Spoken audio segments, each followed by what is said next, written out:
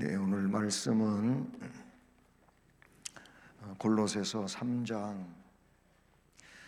22절부터 4장 1절까지 말씀입니다.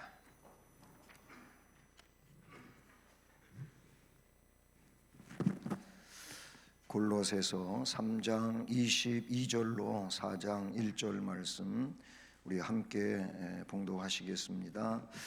종들아, 모든 일에 육신의 상전에게 순종하되 사람을 기쁘게 하는 자와 같이 눈가림만 하지 말고 오직 주를 두려워하여 성실한 마음으로 하라. 무슨 일을 하든지 마음을 다하여 주께 하듯 하고 사람에게 하듯 하지 말라. 이는 기업의 상을 주께 받을 줄 아나니 너희는 주 그리스도를 섬기느니라. 불의를 행하는 자는 불의의 보응을 받으리니 주는 사람을 외모로 취하심이 없느니라. 상전들아, 의와 공평을 종들에게 베풀지니 너희에게도 하늘에 상전이 계심을 알지어다. 아멘. 할렐루야. 네, 수요 예배에서 또 이렇게 만나 뵈어서 반갑고요. 또 함께 주의 은혜를 받으면서 우리 하나님 앞에 영광을 돌리는 복된 우리 모두가 되기를 우리 주님의 이름으로 축복합니다. 아멘. 네, 오늘 말씀은 주께 하듯 하라, 이 말씀이 바로 본문에 나타나고 있는 문장 중에 하나이지요. 근데 이것은 그 본문의 그 종들아라고 하는 말씀으로 시작하잖아요. 종들이라든지 아니면 또 4장 1절에서 상전들아, 이 종들아, 상전들아, 이 내용은 요즘에는 잘 어울리지 않지요. 왜 그러냐면 요즘에 뭐 종이 있고 상전이 있고 그런 건 아니기 때문에 어울리지 않는다, 이렇게 볼 수가 있어요. 그러니까 이 단어들은 이제 바울 사도가 말씀을 기록할 당시라든지 옛날에 있었던 내용이죠. 뭐 유럽의 노예 시장들이 있었잖아요. 그것은 아프리카 쪽에서 이제 그 흑인들을 돈 주고 사다가 뭐 부모가 팔아먹거나 뭐 이렇게 했겠죠. 너무 가난하고 하니까 자식을 파는 거예요. 아니면 자기가 팔려감으로 다른 식구들의 생계를 이어갈 수 있도록 하기 위해서 그런 일들이 있었단 말이죠. 그래서 노예 시장에서 노예를 팔고, 노예가 우리말로는 뭐 종이잖아요. 노예를 팔고 노예를 사다가 마치 짐승처럼 취급하면서 부리던 이런 사람들이 예시대에 있었잖아요. 우리나라로 이야기하면은 역시 상전 혹은 머슴, 그 머슴이 마치 종과 같은 이런 위치에 있었다, 이렇게 볼 수가 있어요. 주인과 머슴. 그런 이제 의미에서 오늘날에는 이 내용을 잠시 후에도 말씀드리겠지만은 그 기업주와 그 기업주로부터 고용받은 고용인, 고용주와 고용인, 즉 회사의 회장님과 직원들 아니면 사장님과 직원들, 뭐 이런 내용으로 여러분이 이제 이 말씀을 바꿔서 생각을 하시면 된다. 요즘에 이제 인터넷상에 많이 등장하는 단어 중에 갑질이라고 하는 그런 내용도 없지 않아 있잖아요. 갑질. 윗사람이 아랫사람을 함부로 대하는, 그게 언어이든 또 아니면 행동이든 그 사람을 무시하고 막대하는, 이게 갑질이지요. 그래서 힘들게 만들고 또 어렵게 만들고, 이런 내용들은 성경이 아닙니다. 성경의 핵심은 뭐냐면 사랑이에요. 사랑 속에는 갑질이라고 하는 것이 있을 수가 없어요. 오로지 하나님의 말씀에 근거해서 상대를 존중하고 예우하는 게 이게 하나님의 말씀이지, 하나님 말씀 속에는 갑질이라고 하는 게 없어요. 막대하는 게 없다. 쌍방간의 사랑의 관계이고 섬김의 관계고 하나님의 은혜를 나누는 관계이지 절대 그럴 수가 없어요. 그래서 이제 회사를 운영하는 즉 그리스도인으로서 회장이 되고 그리스도인으로서 사장이 되고 그리스도인으로서 주인이 되었을 때 물론 자기 자신이 그 회사를 이렇게 설립을 했고 또 투자를 해서 이제 직원들을 고용해서 일을 하고 있지만은 그러나 역시 내가 아무리 회사를 세웠다 할지라도 함께 일할 사람이 없으면 그 일을 할 수가 없는 거예요. 그 일터를 만들어서 일을 하고 생계를 이어갈 수 있도록 해준 점에 대해서는 고용주에게서 아주 훌륭한 모습이지요. 훌륭한 모습이죠.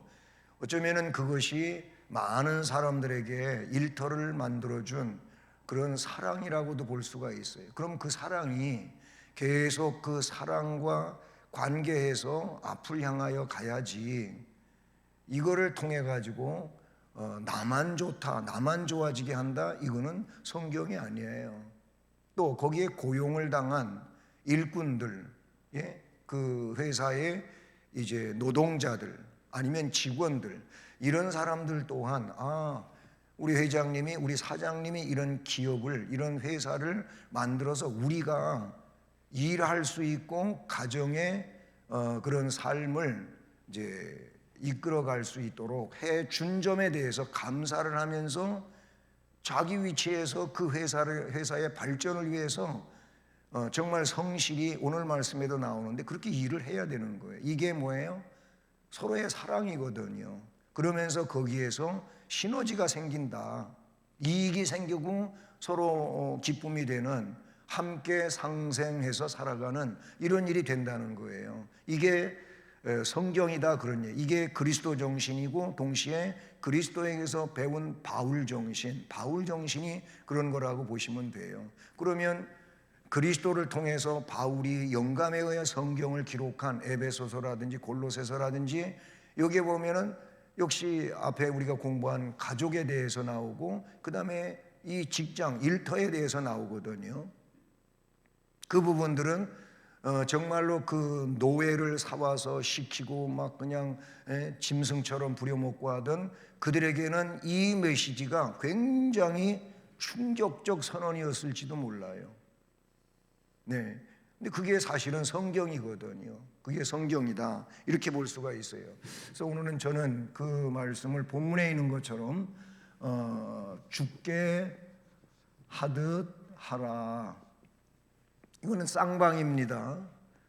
쌍방간에 본문의 말씀 그대로 표현하는 대로 종들도 그럴 것이고 상전들도 죽게 하듯이 상전을 대하고 죽게 하듯이 자기의 일꾼들을 대하는 이 내용을 지금 말하고 있는 거예요.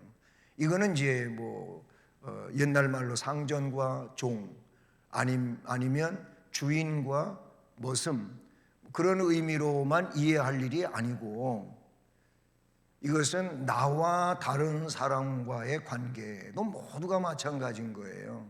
내가 누구를 대할 때 주님을 대하듯이 하는 게 이게 모델이다 그 말이죠. 그렇게 안 하게 되면은 결국 그리스도의 정신이 거기에서 함께 할 수가 없는 거예요. 그리스도의 정신은 뭐냐면은 이렇게 서로 간에 존중하는 거, 그 상황을 이야기하고 있다라는 겁니다. 그 골로새 지방에도 그렇고 에베소 지방에도 그렇고 그 당시에는 이제 로마가 지배하고 있는 때였잖아요. 그래서 로마 시민은요 웬만하면은 사형이라고 하는 게 집행이 안 돼요. 다 그들 로마 시민권을 가진 자들은 다 용서가 되고 다 봐주는 거죠. 그러나 로마 시민권이 없는 자들에게는 굉장히 가혹한 거예요. 그 당시에 그 바울 사도도 로마 시민권자잖아요. 언제부터? 나면서부터 로마 시민권자라고 성경에 나오죠. 그런데 어떤 총독은 자기는 그 로마 시민권을 돈 주고 샀다. 많은 돈을 주고 샀다. 왜? 그 로마 시민권이 그토록 굉장한 가치를 지니고 있는 거니까 그 로마 시민이 되기를 원하는 거예요. 그 당시에 그랬단 말이죠.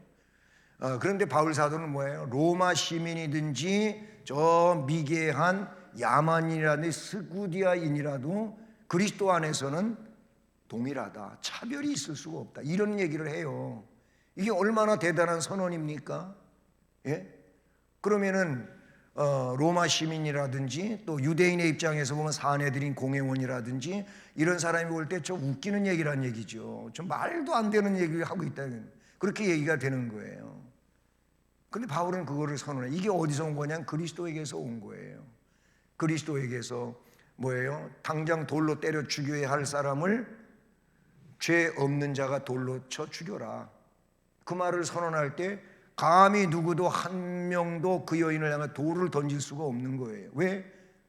똑같은 죄는 아니지만 자기들도 율법에 어긋난 일을 하고 있다는 사실을 스스로 양심의 법정에서 그렇게 선언이 되거든요. 그러니까 어른으로부터 젊은 사람까지 왜 어른으로부터 그랬을까요? 오래 살면 오래 살수록 죄가 더 많아. 인정하십니까? 회개는 물론 하지만 오래 산 사람이 죄가 더 많이 졌어요, 사실은. 왜냐면 매일매일 우리는 죄를 짓고 사는 거니까. 그래서 어른으로부터 젊은 사람에 이르기까지 순서적으로 그 자리를 떠나갔다고 거기 성경에 표현되어져요. 그것도 굉장히 일리가 있는 얘기 아닙니까? 예, 어쨌든 그런 죄인도 용서하고 다시는 죄 짓지 말아라. 유대인들의 입장에서 보면은 삭개오 같은 사람은 피 빨아먹고 사는 사람이라고 그들이 생각한 거예요. 왜냐하면 정상적 세금보다도 더 많은 세금을 내라고 해가지고 할당량되는 그 로마 정부에 바쳐야 될 거는 바치고 나머지는 자기가 그냥 착복하고 먹고 그렇게 하는 거예요. 그건 자기가 인건비 정도로만 세금 받아가지고 그렇게 하면은 문제가 안 되는데 그게 아니라는 거잖아요. 그래서 미움받아요. 따돌림 당해요. 그래서 친구가 없어요. 그런데 예수님은 그 집에 가서 그와 식사를 하면서 그의 죄를 용서하고 삭개오는 철저하게 회개하고 그래서 막 토색했다고 남을 강제로 빼앗은 것이다면 막 4배를 갚겠다고 절반 다 팔아가지고 가난한 사람들한테 나눠주겠다고 그렇게 했을까요? 안 했을까요? 몰라요? 성경이 없으니까 몰라요? 했어요. 저는 했다고 생각해. 예수님 앞에 그렇게 말했. 이 삭개오에게 예수님이 너도 아브라함의 자손 구원이 있다고 하는 이 말에 예수님이 그렇게 선언하셨다면 그가 고백한 대로 했다고 볼 수밖에 없는 거예요. 어쨌든 우리가 할 거는 이 오늘 제목처럼 죽게 하듯 하는 겁니다. 종이 됐든 아니면 상전이 됐든 그 무엇이 됐든 간에 그렇다라는 거 하는 거예요. 그래서 오늘은 두 가지 대지로 되어 있잖아요. 종들아 했고 4장 1절에 상전들아, 그래서 대지는 두 가지로 형성을 했는데요. 그 1대지의 내용은 종들아 상전에게 순종하라 그랬어요. 종들아 상전에게 순종하라. 거기 육체의 상전이라고 그렇게 말하고 있잖아요. 상전들에게 순종하라. 결국 이제 순종이죠. 순종. 종들아 상전에게 순종하라. 이 말씀이 오늘 22절 시작하는 말씀에 나오잖아요. 근데 여러분 이 말씀이 오늘 그 22절부터 25절까지의 내용이 이제 종들에 관한 내용인데 에베소서의 말씀을 보면 6장 5절로 8절에 동일한 말씀이 나와요. 지금 골로새서 오늘 이제 3장 22절부터 25절 이 말씀이 여기에도 동일하게 나온다 그런 얘기예요. 거기 있는 말씀을 여러분 성경 찾아보시면 되겠지만 제가 여기 썼어요. 읽어드릴게요. 이렇게 쓰여 있어요. 한 4계절 똑같은데 4절로 종들아 두려워하고 거기 두려워하고 떨며 성실한 마음으로 육체의 상전들에게 순종하기를 죽게 하듯 하라. 거기도 나와요. 거기는 순종하기를 그리스도께 하듯 하라로 나오죠. 에베소서에서는 우리는 이제 골로새서의 말씀대로 죽게 하듯 그랬는데 에베소서에서는 그리스도께 하듯 하라. 예, 눈가림만 하여 사람을 기쁘게 하는 자처럼 하지 말고 그리스도의 종들처럼. 우리는 다 그리스도의 종입니다. 바울도 그리스도의 종이라 그랬어요. 예수의 종이라 그랬어요. 그거를 굉장히 기쁨으로 사용을 했어요. 우리는 종 그러면 아유 무슨 종이야 종이. 에이 아주 싫다는 거예요 종은. 근데 우리는 예수의 종, 하나님의 종이에요. 그리스도의 종이에요. 왜 그러냐면 그분에게 절대 복종해야 된다고 하는 차원에서 그렇게 쓴 거예요. 예. 눈가림만 해서 사람을 기쁘게 하는 자처럼 하지 말고 그리스도의 종들처럼 마음으로 그랬는데 그 마음이 에베소서에 다시 번역한 내용이 뭐냐면 목숨이라 그랬어요. 마음으로 목숨 바쳐 하나님의 뜻을 행하고, 그 다음에 7절에서 기쁜 마음으로 섬기기를 죽게 하듯 하고, 거기 또 죽게 하듯 하고가 나와요. 기쁜 마음으로 섬기기를 죽게 하듯 하고 사람들에게 하듯 하지 말라. 이는 각 사람이 무슨 선을 행하든지 종이나 자유이나, 즉 종이나 주인이나 주께로부터 그대로 받을 줄을 알미라. 여기서 그대로가 뭐예요? 행한 대로 받는다 그 말이에요. 예, 주님이 원하시는 것 같이 그렇게 하면 상 받겠지만 주님이 말씀하신 대로 하지 아니하면 틀림없이 심판받는다. 나중에 주님 앞에 가서 심판받는다. 뭐 눈가림만 하고 그렇게 아주 볼 때는 잘하는 척하고 안 볼 때는 그냥 엉뚱한 짓이나 하고 그러고 있다면은 너 주님이 다 알고 계셔. 주님이 보고 계셔. 그런다면 지난 주일 오후에 선교사님 오셔서 말씀 전하는 중에 제가 마음에 안 든 게 있었어요. 그 아브라함이 제사 드릴 때 하나님이 모르신다고 얘기한 부분이 있어요. 저는 그게 틀렸다고 생각해요. 하나님은 전지하신 분이어서 다 아시는 분이에요. 왜 모르시겠어요? 다 아셔요. 물론 우리가 하나님으로부터 그 고유한 선물, 이성, 자유의지를 선물받았어요.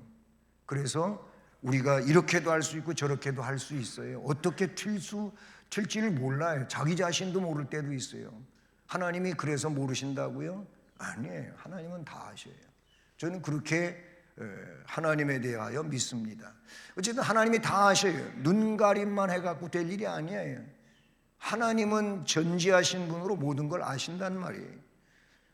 이는 각 사람이 무슨 선을 행하든지 종이나 자유인이나 주께로부터 그 선을 행했다면 주님으로부터 상 받을 것이고, 눈가림만 해가지고 이중적 생활을 했다면 그 또한 하나님이 아시고 그에 따르는 심판을 하시게 된다라는 거예요. 근데 이 일대지에서 이제 종들이 상전에게 순종을 해야 되는데, 첫째는 주인에게 순종해야 될 자들이에요. 주인. 이제 상전을 주인으로 바꾸는데 주인에게 순종해야 돼요. 누가? 지금 종의 입장에서 얘기하는 거예요. 주인에게 순종하라. 그렇게 볼 수가 있죠. 이 순종하지 않는 내용을 어떻게 본문에 이야기하고 있습니까? 여기에 사람을 기쁘게 하는 자라고 하는 말이 나와요. 네, 사람을 기쁘게. 이거는 이제 틀렸다는 얘기로 나오는 거예요, 본문에. 여러분, 우리는 중심이 어디에 있는 거냐면은 하나님 중심이에요. 하나님이 중심이에요. 사람이 중심이 아니에요. 우리가 사용하는 말 중에 체면치레라고 하는 것이 있어요. 체면치레. 체면치레가 뭐예요?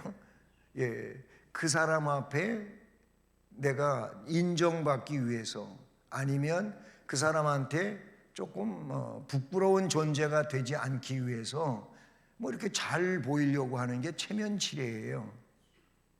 예? 체면치레라고요. 그러다가 보니까 이상하게 행동하기도 하고 이상하게 말하기도 하는 거예요. 그러나 우리에게 있어서는 제일로 중요한 게 뭐냐? 진실성입니다. 진실성이에요. 여기에서 이렇게 말하고 저기에서 저렇게 말하면 이거는 아닌 거예요. 그거는 이중적인 것이고 그것은 거짓이에요.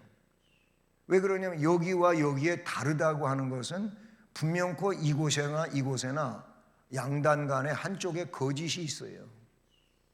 거짓이 있다 그 말이죠. 그걸 우리 주님은 싫어하는 거예요. 그게 진실이 아니에요.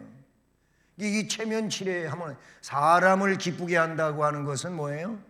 결국 체면치레와 같은 거예요. 그래서 말씀에 뭐라 그랬어요? 사람을 기쁘게 하는 자와 같이 그랬어요. 그렇게 눈가림만 하지 말고, 거기에 눈가림이 나와요. 눈가림만이라고 하는 말이 나와. 이거를 사람을 기쁘게 하는 거 하지 말고 눈가림처럼 하지 말라. 왜? 죽게 하는 것은 이렇게 해갖고 될 일이 아니라 이건 진실이 아니고 이건 거짓이다. 그래서 뭐라고 해요? 오직 주를 두려워하여 성실한 마음으로 하라. 주님이 두려운 분 아니에요? 주님은 막 아무렇게나 해도 되는 분이에요? 이중적으로 이랬다 저랬다 하면서 그렇게 진실하지도 않은데 그냥 주님한테 괜찮은 거예요? 아니잖아요. 이게 신앙의 성숙이라고 하는 게 정말 영성, 영적 능력이라고 하는 게 그게 뭐냐 이거예요. 주일학교 교사 세미나를 주일날 오후에 하는데 이제 뭐 제가 그 강사가 돼가지고 준비하는데 뭐 영성에 대한 이야기를 좀 해 주셨으면 좋겠다고 해요. 왜냐하면 뭐 코로나19 지나면서 교사들 자신이 영성이 약화된 것 같습니다. 영성이 뭔지 아세요? 이렇게 제가 물었어요. 저한테 그걸 주문하는 분한테. 이제 뭐 조금 알긴 알지만은 정확지가 않지요. 그걸 제가 준비하면서 생각을 했어요. 지금 조금 전에 얘기했던 바로 그거예요. 영성이 뭐예요? 영적 능력이에요. 그렇게 살아가게 하는 힘이란 말이죠. 그게 영성인데 자꾸 사람들은 어떤 뭐 영적인 그런 이상한 내용을 자꾸 영성으로 생각하는 부분이 없지 않아 있어요. 만약 그런 신비한 역사라면, 그런 것이라면, 그게 영성이라면 그러면 그거에 의해 가지고 삶이 능력으로 나타나야 되는데 전혀 삶은 그렇지 않으면서 뭐 신비만 맨날 이야기하고 그런다면 그 사람은 신비주의지 영성을 가진 사람이 아니에요. 그렇잖아요. 그러니까 우리는 여기서 순종이 중요한 거지 뭐 사람을 이중적으로 사람 앞에서 앞에 있을 때에는 잘하고 앞에 있지 않고 그냥 나 혼자 있을 때는 아무렇게나 하고. 어떤 사람이 그랬어요. 사람이 제일로 진실할 때가 언제냐면 혼자 있을 때래. 혼자 있을 때는 진실하대. 그래가지고 혼자 있을 때는 아무렇게나 막 하는 거예요. 그냥 자기 혼자 있을 때 누가 보는 사람이 없으니까 조금 웃기는 얘기로 그냥 메탄가스도 풍풍 하고 뭔 얘기인지 이해하셨나 모르겠어. 자기 혼자 있을 땐 그냥 아무렇게나 하는 거예요. 그런데 누가 앞에 있으면은 이제 참아야지. 요조숙녀같이 가만히 참고 아무 짓 안 하는 사람처럼 평소에도 그렇게 사는 처럼 해야지. 제일로 진실할 때 혼자 있을 때라는 거예요. 그래가지고 제자훈련에 그런 이제 내용이 나오는데 그런 얘기 있잖아요. 목사님한테 물었어요. 저분이 참 진실한 분 같은데 정말 저분이 진실한 분입니까? 이렇게 목사님한테 물었어요. 그랬더니 목사님은 이제 모든 성도들에 대해서 그래도 웬만큼 잘 아시잖아요. 그래서 물은 거예요. 훌륭하신 것 같아가지고. 그랬더니 목사님이 나도 잘 몰라요. 근데요, 저 사람 남편이 오면 알게 돼요. 그랬더니 집에서 같이 살잖아요, 둘이. 그러니까 두 사람이 말해줄 때 우리 남편은, 우리 아내는 정말로 모범적 신앙인이고 훌륭하다고 말해주면 그게 그렇게 인정해주면 맞대. 근데 그렇게 인정 안 하면은 아니다는 거지요. 예, 그런 얘기도 있어요. 사람 앞에서 사람들이 너무 체면치레를 해요. 근데 신앙생활도 그렇게 알고자 하면 안 된다 그 말이에요. 예? 우린 그리스도인으로 주인이 됐고 그리스도인으로 노예가 돼 종이 됐단 말이에요. 그러면 항상 중심은 그리스도 주님이어야지, 하나님이어야지 사람이 되면 안 된다 그 말이에요. 예? 오직 주를 두려워하여 성실한 마음으로 하라 이렇게 되어 있어요. 아까 에베소서 말씀에서는 상전에게 순종하기, 육체의 상전에게 순종하기를 그리스도께 하라. 성실한 마음으로 그래서 해야 된다. 눈가림만 하여 사람을 기쁘게 하는 자처럼 하지 말고 그리스도의 종들처럼 마음으로, 즉 목숨으로 하나님의 뜻을 행하고, 그렇게 에베소서에는 이야기하고 있다는 사실이죠. 그런데 여기 말씀에 보면 뭔 단어가 나오냐면 무슨 일을 하든지 그랬어요. 예, 무슨 일을 하든지. 그러면 어떤 일은 그렇게 하고 어떤 일은 안 그렇게 해도 된다고 하는 말이 아니잖아요. 모든 일이야. 여기서 무슨 일은 모든 일이에요. 예? 전체의 일이에요. 예. 그렇게 하라는 거예요. 예. 무슨 일을 하든지 마음을 다하여, 23절 24절까지 나오는데 무슨 일을 하든지 마음을 다하여 주께 하듯 하고, 여러분 주님께도 앞에 얘기한 것처럼 체면치레로 하십니까? 좀 위선을 떱니까? 그렇지 않잖아요. 우리 주님은 나를 아시고 주님은 참 능력자시고 영원하신 분이고, 그런데 그 주님 앞에 솔직해야지. 여러분 사도행전 5장에 아나니아하고 삽비라가 나오잖아요. 아나니아 삽비라의 그 불행한 사망 사건이 뭡니까? 왜 그렇게 되는 겁니까? 성령을 속였기 때문에 그래요. 한 사람을, 베드로를 속이는 것이 결국 성령하고 하나님하고 약속한 것을 그대로 집행 안 하고, 베드로가 이게 전부냐라고 할 때 예, 전부입니다. 얼마는 갖다가 감춰놓고 얼마만 가지고 와서 그랬다는 거예요. 안 한 사람보다 100번 낫지. 그렇잖아요. 아무것도 하지 않은 사람보다 100번 1000번 낫잖아요. 근데 하고도 그렇게 됐어요. 왜 그렇게 됐냐? 진실하지 않아서 그런 거예요. 성령을 속여서 그런 거예요. 그러니까 여러분 죽게 하듯이라고 하는 이 말은요 아주 중요한 말이에요. 예, 우리가 그리스도인으로 주님 백성으로 이 세상에 이제 살게 됐잖아요. 우리 앞에서 공부한 내용 뭐예요? 우리는 옛사람은 죽은 사람이고 이제 새로운 사람이 됐어요. 우리는 거듭났어요. 이제 위의 것을 생각하고 살아야 된다 그랬어요. 이게 우리들이에요. 이게 그리스도인들이라는 말이죠. 그러면 그렇게 신분 변화가 되었다면은 이제 우리는 뭐예요? 주님을 위해서 사는 사람들이란 말이에요. 그러니까 주님께 하듯 종이면 상전에게 그렇게 해야 되는 거예요. 직장에 자기가 고용이 됐으면 그 직장에서 일을 할 때 죽게 하듯 해라 그 말이에요. 왜냐하면 주님이 나를 거기에서 일하라고 하셨다고 믿고, 예? 그 일을 할 수 있도록 주님께서 나에게 일터를 주셨다고 믿어야 돼. 누구냐면 사장님을 통해서 내가 일할 수 있는 일터를 주님께로부터 받은 거예요. 이게 우리가 주님 중심의 그런 사고 아닙니까? 그거거든요. 그냥 내가 열심히 일하면 나만 손해인 것 같고 저 사장만 맨날 돈 많이 가져가고 그러는 거 가지고 생각하고 있다면, 그래서 난 이제 조금만 일하고 내가 봉급 받는 만큼만 하고 안 한다. 그러면 안 된단 말이에요. 모든 사람이 그렇게 생각하고 일을 한다고 생각해 보세요. 그러면은 매출이 감소될 것이고, 감소되면 어떻게 돼요? 직원 감소시켜야 돼요. 일자리를 잃어버린 사람들이 생겨나잖아요. 여러분 이 코로나19를 거치면서 얼마나 많은 이런 식당들이 문을 닫고, 예? 그리고 이런 중소기업들이 문을 닫고 지금 기업을 하고 있는 분들도 얼마나 위태로운지 몰라요. 어려워요. 일거리가 없으니까. 그래서 막 직원들을 이제 줄이는 거예요. 많이 줄이는 거예요. 그 일자리가 없어지는 거예요.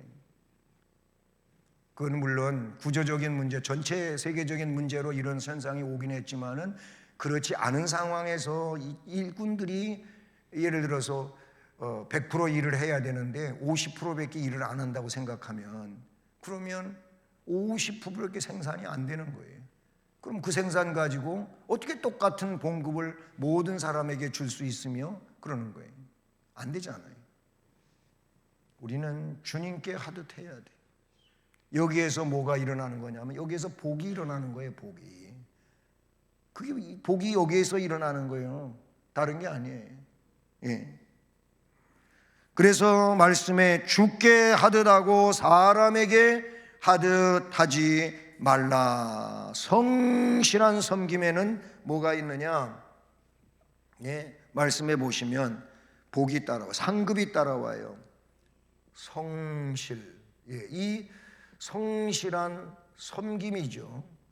이게 섬김이 일이란 말입니다. 이 섬김에는 뭐가 따라오냐면은 상급이 따라와요. 말씀에 나타나고 있는 내용 그 자체인 것이 아닙니까? 예, 뭐라고 말씀되고 있어요? 말씀 자체에 이는 기업의 상을 주께 받을 줄 아나니 너희는 주 그리스도를 섬기느니라 그랬어요.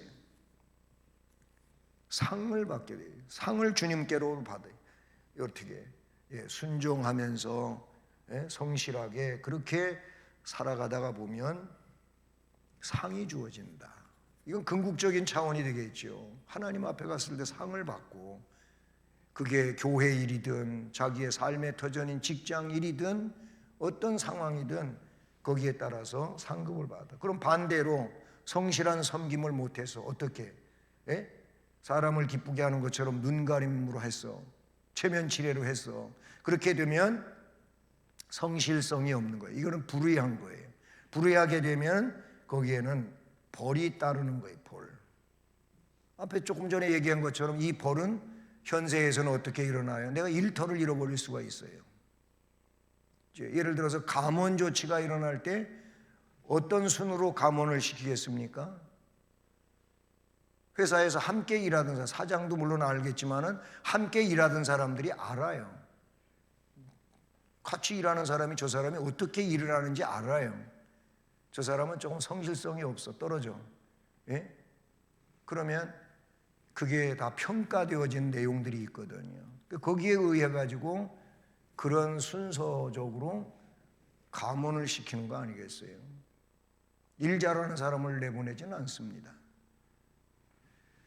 그게 뭐냐? 현세에서는 그게 벌이라고 볼 수가 있는 거예요. 어려움이 되는 거죠. 일터를 잃어버리면 어려워지는 거 아니겠습니까? 예, 그런 상황이 된다. 이렇게 볼 수가 있어요. 이 내용이 사실은 굉장히 깊은 내용인데 말씀에 나타나고 있는 그런 핵심적인 얘기만 터치하고 지나갑니다. 그 다음에 이제 4장 1절에 와서 상전들에게 하는 말이 나와요. 상전들아 그랬어요. 상전들아. 상전들아 하고 의와 공평을 베풀어라 그랬어요. 의와 공평. 의와 공평을 베풀어라. 베풀어라 그런 거예요. 이제 윗사람이잖아요. 이제 오너란 말이죠. 이 기업을 일터를 만들어서 일할 수 있도록 제공한 자잖아요. 그러니까 결국은 다스림을 갖고 있는 사람이라고도 볼 수가 있어요. 그래서 베풀라는 겁니다. 베풀어야 되는 거예요. 에베소서 6장 9절, 아까도 에베소서 6장 이제 5절로 8절이 종들에 대한 것이라 그러고 그 에베소 6장 9절 한 절이 이제 상전에게 이야기하는 거예요. 거기 이렇게 쓰여졌어요. 상전들아 너희도 그랬어요. 너희도 그랬습니다. 상전들아 너희도 그들에게 이와 같이 하고. 좀 골로새서에는 조금 이게 정확지가 않기 때문에 제가 에베소서를 인용하는데요. 너희도 그들은 누굽니까? 종들이죠. 앞에서 얘기했던 종들입니다. 그들에게 이와 같이 그랬어요. 이와 같이 하고 그랬습니다. 여기서 이와 같이라고 하는 말은 뭐냐면은 종들이 상전들에게 순종하고 무슨 일을 하든지 주께 하듯 한 것처럼 너희들도 종들에게 그렇게 하라는 거예요. 그러니까 여기서 통일되는 건 뭐냐면은 주께 하듯 그리스도께 하듯이 하라고 하는 것은 종들에게 주어진 것이나 상전들에게 주어진 게 똑같아요. 결국은 뭐냐면 앞에도 얘기했지만은 종이나 주인이나 뭐가 중심이냐면 주님 중심이 된다는 거예요. 주님. 이게 뭐냐면은 주께 하듯이라고 볼 수 있고 아니면 그리스도께 하듯이라고 볼 수 있는 거예요. 네. 이 내용이 누구에게나 통일된 내용이다 그렇게 보시면 되는 거예요. 오늘날 모든 목사에게도 장로에게도 권사, 안수집사, 집사 아니면 교사, 교회 모든 사람들 이들에게 통일적인 것이 주께 하듯 혹은 그리스도께 하듯은 통일되어 있단 말이에요. 나는 여기에서 제외된다 그럴 사람 없어요. 다 주님께 하는 거예요. 목사도 마찬가지예요. 물론 성도들이 귀하고 성도들을 목양을 할 때, 즉 목자가 되어서 양떼를 인도하는 것처럼 할 때 주님으로부터 명령을 받았기 때문에 그래서 주님을 위해서 모든 일을 하는 거지요. 그렇게 한단 말이죠.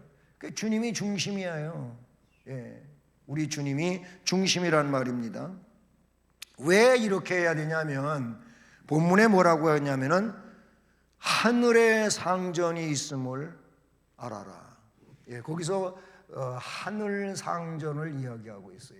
자꾸 옛날 그런 용어를 가지고 성경을 이제 썼기 때문에 이렇게 번역을 했는데요. 이게 뭐예요? 하늘 상전이 누구예요? 하나님이시죠. 아멘. 하나님이십니다. 하나님 성부, 성자, 성령 하나님인데 우리의 구원을 이루하신 하나님은 성자 하나님이 우리의 구속을 완성시키잖아요. 그렇잖아요? 그 하나님 성자, 우리 성자는 예수 그리스도잖아요. 그러면 그리스도 주께 하듯 하시는 그리스도께 하듯, 즉 하늘 상전이신 그리스도 주님, 그분에게 하듯이 하라는 거예요. 자기가 아무리 높은 사람이고 윗사람이고 회사를 그렇게 건립을 했고 해서 일꾼들을 뭐 수십 명, 수백 명, 수만 명 그렇게 거느리고 있다 할지라도 그 사람이 하나님을 대신할 수 있는 것이나 하나님을 능가하는 존재가 아니에요. 다 하나님의 일을 맡은 자로 이 땅에 있는 거죠. 그러니까 네가 사람을 함부로 대하면 너 나중에 하나님 앞에 갔을 때 벌 받는다. 바울 사도의 성령에 감동된 말씀의 내용이 바로 그 내용인 것이죠. 그래서 상전들아 의와 공평을 종들에게 베풀지니 너희에게도 하늘에 상전이 계심을 알지어다. 그랬어요. 그래서 에베소서에는 이걸 상전들아 너희도 그들에게 이와 같이 하고 종들이 하는 것처럼 너희들도 그렇게 해야 되고 위협을 그치라 그랬어요. 거기 위협이라고 하는 게 뭡니까? 위협을 그치라 그랬습니다. 그치라.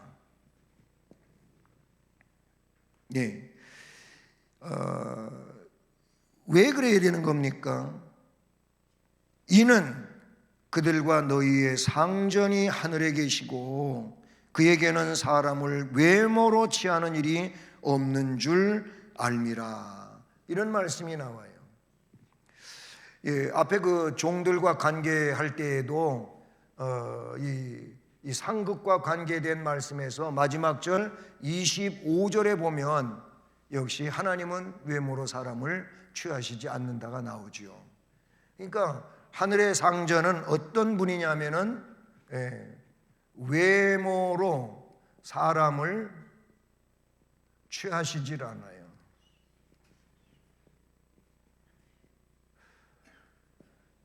여기서 외모가 뭡니까? 껍데기. 거칠애란 말이죠. 여러분, 옷을 아주 멋지게 훌륭하게 입을수록 마음을 잘 써야 돼. 얼굴을 화장을 아주 예쁘고 멋지게 했으면 그 화장값을 해야 돼. 왜 그런지 아세요? 왜 그런 거예요? 예?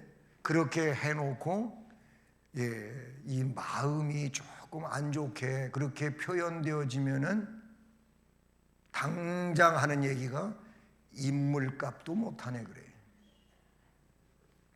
인물값도 못한다 그래요. 저렇게 잘생겨가지고 도대체 마음이 왜 저렇게 놀부야 놀부. 그런 욕을 먹어요. 그런 말을 들어요. 야, 비싼 옷 입고 저 사람 속 사람은 진짜 형편없는 거지네. 이런 얘기 들어요. 예? 그러니까 껍데기만 잘 치장한다고 그 사람은 아니에요. 정말로 사람의 중요함은 그의 인격이라는 말이에요. 인격이에요. 인격이 훌륭해야 돼요. 인격이 훌륭해야 그 겉이 더 빛나는 거예요. 그건 우리가 너무 잘하는 얘기 아니에요? 사람들은 요 외모 때문에 속아 넘어가는 게 많이 있어. 외모만 보면서 야, 잘생겼다, 이쁘다, 멋지다, 좋네, 정말로 아름답고 이쁘다, 뭐 그래. 근데 요 외모가 뭔지 아세요? 얼굴만 가지고 이야기하면은요, 화장이 다른 게 많이 있어요. 변장도 돼요. 변장은 뭐 얼굴만 그런 게 아니라 옷차림까지 다 포함되는데, 변장. 또 뭐가 있는지 아세요? 위장. 꾸몄단 말이죠. 그만 쓸게요. 많아요, 이런 거.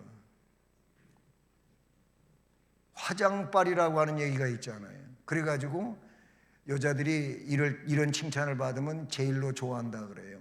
아우, 쌩얼이 좀 더 이쁘네. 사진보다 실물이 이쁘네. 이런 말을 하면 아주 좋대.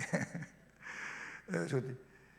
화장해가지고 이뻐지는 거하고 실제로 이쁜 거하고는 좀 다르잖아요. 화장하시지 말라는 얘기 아니에요.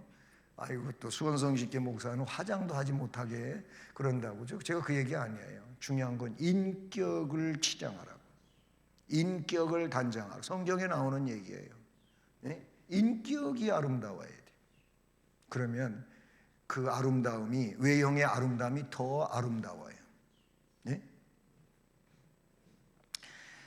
왜 이렇게 우리가 상전들에게 의와 공평으로 하라 그랬냐면, 하늘 상전이 계시니까, 하나님이 계시니까. 또는 하나님은 외모로 사람을 취하는 법이 없으셔. 예를 들어 사울이요, 아말렉 전쟁을 진멸하라 그랬는데 사울이 그 말 듣지 않고 그냥 예쁜 여자들, 열심히 일시킬 그런 건장한 사람들, 그 다음에 소, 말, 양 이런 거 다 끌어가 왔어. 다 진멸 안 시켰어. 그래 놓고 뭐 했냐면은 위장을 했어. 뭐라 그랬냐? 그거 내가 가져온 게 아니고 백성들이 끌고 온 거라 그러고 거짓말이죠. 또 뭐라 그랬냐면은 그거 하나님 앞에 제물 드리려고 가지고 왔다 그랬어요. 하나님 앞에 제물 드린다는 말처럼 번지르르하고 좋은 게 어디가 있어요? 근데 중요한 건 아까 얘기한 것처럼 순종이 빠져버려요. 순종이. 그래서 뭐라고 사무 선지자가 그럽니까? 불순종. 이거는 우상 숭배와 똑같다고 그랬어요. 불순종은. 순종은 하나님 앞에 제사 드리는 것보다 더 좋은 거라 그랬어요. 순종하는 사람으로 제사를 드려야지 불순종하며 제사 드리면 하나님 안 받으신다 그랬단 말이에요.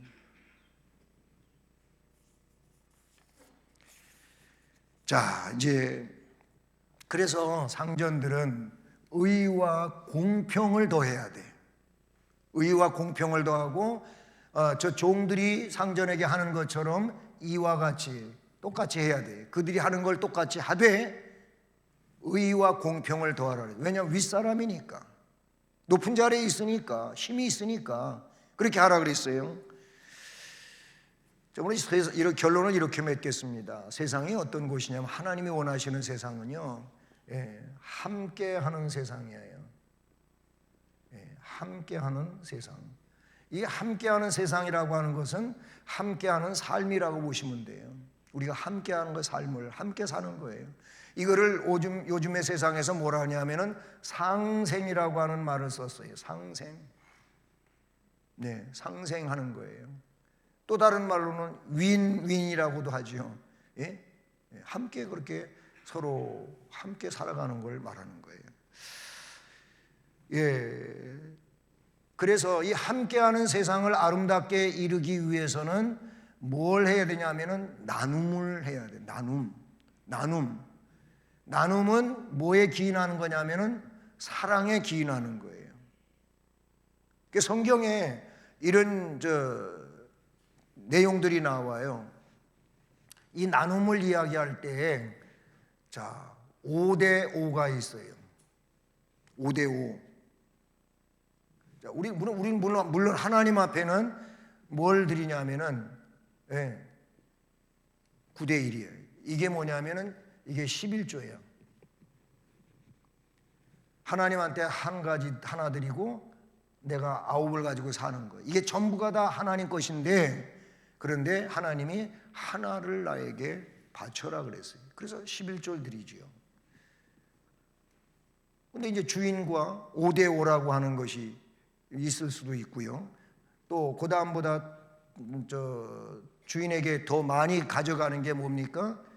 6대 4가 있을 수 있어요. 또는 7대 3이 있을 수 있어요. 아니면 8대 2가 있을 수 있어요. 이거 이상은 없어요. 이게 굉장히 주인이 8을 갖고 노동자가 2를 갖는 상황을 이야기하는 거예요. 이게 나눔에서 일어나는 일들인데, 이런 이제 비율이 있어요. 왜 이런 비율이 있는 겁니까? 예를 들어서 회사가 설립되었다고 생각해 봅시다. 회사가 설립이 됐어. 그럼 이 회사를 설립하기 위해서 자본을 많이 투자를 해야 돼. 누가? 기업주가. 이게 자기 자산을 가지고 하기도 하지만은 주로 우리 한국 사회에서는 자기 자산도 있지만 자본도 있지만은 이제 은행의 대출, 은행 돈이죠. 은행 돈을 끌어다 오는 거예요. 예? 자기 자본이 적은데 은행 돈 끌어다가 사업을 하면 이게 잘 되면은 문제가 안 되는데 잘못되면은 이 사람은 큰 빚더미 앉는 거예요. 도산이 되면, 부도가 나면. 자, 어쨌든 회사의 설립자는 자본을 투자한단 말이죠. 그러면 이 자본을 투자해가지고 회사가 이제 설립이 돼서 거기에서 종사하는 사람이 애초에는 적게 시작을 했다고 할 때 10명이 될 수도 있고 20명이 될 수도 있다고 생각해 봅시다. 그럼 이 사람들은 뭐예요? 자기 노동력을 가지고 회사에 들어온 사람들이에요. 노동력을 가지고, 아니면 기술을 가지고 들어왔어요. 투자를 한 건 없어요. 투자는 한 건 없고 이 기업주가 자본을 투자해서 회사가 만들어져서 그런 기술자들을, 노동력을 가진 사람들을 데리고 왔어요. 그 노동력을, 기술을 가지고 잘 해야지요. 잘 못하면 어떻게 돼요? 문제가 되잖아요. 그러니까 이런 자본을 투자한 사람은 비율적으로 더 가져갈 수밖에 없는 거예요. 왜냐하면 이 부채도 갚아나가야 되고 자기도 생활을 해나가야 되고 그런 상황이잖아요. 이게 기본이, 이게 근본이잖아요. 이 근본에서부터 이제 풀어가면서 이해가 되고 서로 상생해야 되는데, 그래서 서로 열심히 일을 해야 된다 그러는 거죠. 그래야 아름다운 공동체가 되고 회사가 되고 그쪽에서 서로 사는 일이 벌어지는 겁니다. 잘 아시는 내용인데 제가 이런 설명을 드렸어요. 이게 성경이다 그 말이에요. 이게 성경이다. 근데 오늘날 사회는 그게 아닌 거예요. 서로 그래서 싸움박질을 하는 거예요. 노사가 분규되는 거예요. 돈 더 많이 달라고 하면서 싸우는 거예요. 그래서 서로 또 협력을 해야 되고 양보해야 되고 하면서 또 결정이 되고, 이게 오늘날 세상이다 이렇게 볼 수 있는 거죠. 우리 성도들은 오늘 말씀에서 중요한 건 그리스도께 하듯이 살자라는 겁니다. 기도하시겠습니다. 하나님 아버지, 오늘도 수요 예배 드리면서 주의 말씀에 근거해서 우리가 사회생활을 하게 될 때 일터에서 어떻게 살아야 할지를 가르쳐 주셨으니 이 삶을 살게 하시고, 교회 생활을 하는 데 있어서도 우리가 주님을 섬기듯 모든 성도와 성도의 관계를 맺으면서 아름다운 공동체를 이루어가고 주 앞에 영광을 돌릴 수 있게 하옵소서. 예수 그리스도의 이름으로 기도드립니다. 아멘.